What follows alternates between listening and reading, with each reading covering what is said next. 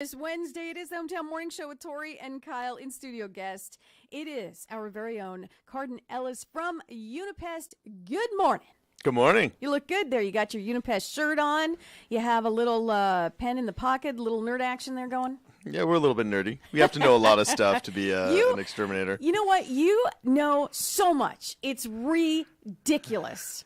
Redonkulous? It is absolutely crazy the amount of information you know. I could give you any subject of any bug on this entire earth, and you could do like a lecture at a college about that one subject. It's nuts. Oh, thank you. That sounds fun. It is absolutely nuts. You guys, first of all, you service like if I call you and I have a bug problem, like it doesn't matter the bug, you guys will know how to deal with it. Yeah, anything. I mean, as long as it's legal. So do we have illegal bugs in Santa Clarita? Actually, there's no such thing really, I guess, as illegal bugs, and pretty much I think all soft-bodied insects are registered pest species almost. I mean anything you'd come across. So I can't really think of it in a situation where the bug would be illegal. We get these really crazy, weird. Okay, this is a little bit of a tangent, and yes, you did say I have a lot of knowledge, but this actually is starting to happen to us in Santa Clarita. We've actually started seeing minor reports throughout Southern California of the Turkmenistan roach. Here we go. From servicemen that went to Operation Iraqi Freedom and all of the commerce that happened between the Middle East and the U.S. because of military activity. We've brought back a specific type of roach from the Middle East that's starting to show up in like some of these warehouses and computer rooms. People find them in the server rooms, like, you know, when you're going to the office and there's that weird room that smells kind of funky and has all the computers in it. Yeah, they're starting to show up there.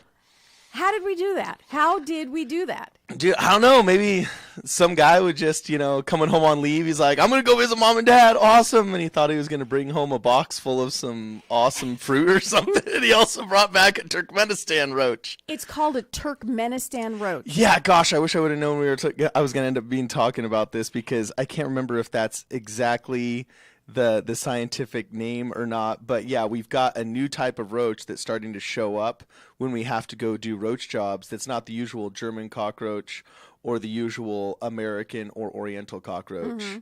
It's actually pretty hilarious. The German cockroach is the one that you bring home whenever you get groceries and produce, or you go to a restaurant that's got, bad roaches, and they're not even German.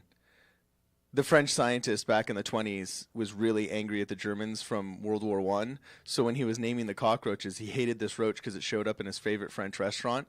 So he called him the German cockroach. This is what I'm... See? This is the Turkmenistan roach is actually from Turkmenistan or Kazakhstan or wherever it is. I can't remember. I'm totally botching this, but yeah. Exactly what I'm talking about right now. Wow. We're talking about roaches. We're talking about Turkmenistan. Am I saying that right? Yeah. Oh man, I hope I said it right. It's okay. You know what? It's totally okay, because seriously, you're probably the only person in Santa Clarita who knows anything about this Turkmenistan roach. So I think we're good. You guys at Unipest do stuff very organically. You have organic ways to get rid of stuff, because I know there are some families, some mom and dads with little kids, pets, and one of the first concerns I had moving into Santa Clarita years ago, because we had a black widow issue. Yeah. And we had to there was no way we could control it. It was out of control. So we needed professionals. But my biggest concern was my daughter at the time was only 2, and we had a brand new little puppy. Oh, yeah. And that was my first question. How do we deal with stuff with no, was it a pesticide? Like, what's the nasty stuff that could hurt children? And is it a pesticide or what? Okay, that's really interesting. Okay, is that a pesticide? Your situation, I get asked all the time. People say, oh, I just don't want those nasty, and then they fill in the word with either chemical or pesticides or whatever. Salt water is a pesticide. The word pesticide actually is it's been very vilified through media over the years. Because we kind of have a little bit of a sensationalist media, and also it covers such a broad spectrum of words. Like within pesticides, there's herbicides, there's insecticides, there's molluscicides, there's rodenticides. We're allowed to hold some of these barehanded, and there's no problem. Some of them have a lower toxicity rating than table salt.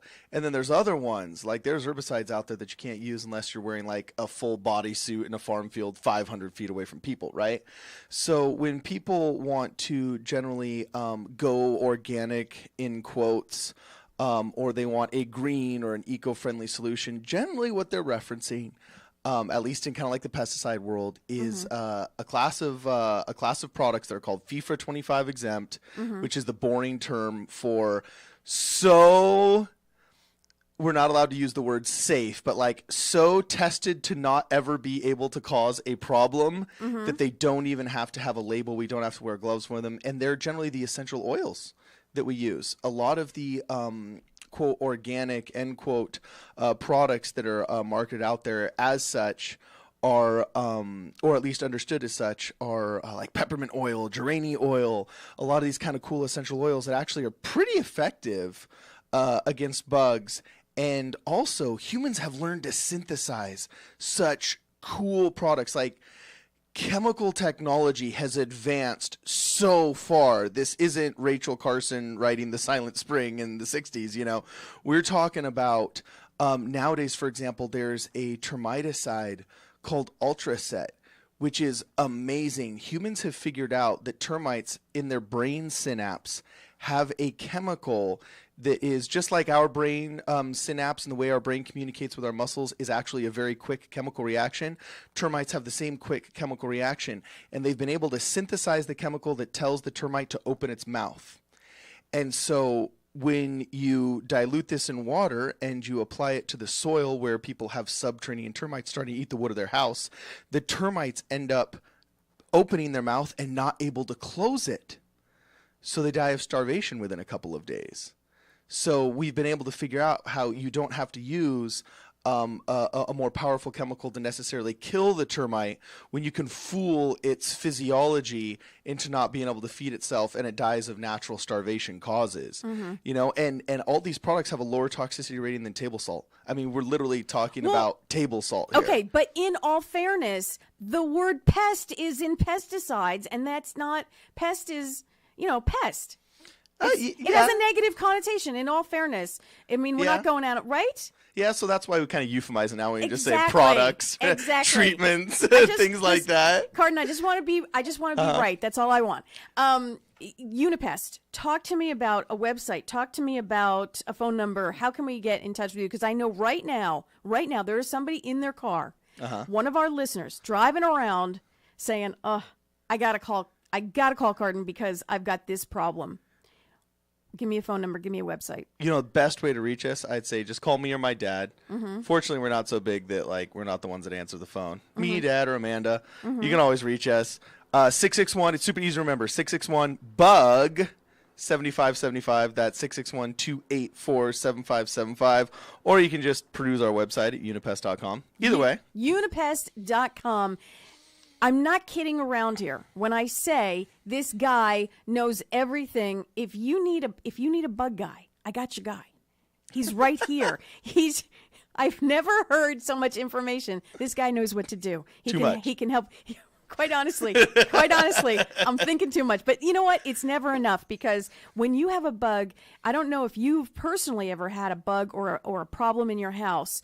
It just gets us nervous. We want it gone. We want it gone yesterday. And when you come in, you've got a great personality, but you are so knowledgeable. That's what we want, because we want you to fix the problem now. Yeah. He's your guy. Cardon Ellis, family owned and operated, Unipest, unipest.com. Cardon, always a pleasure.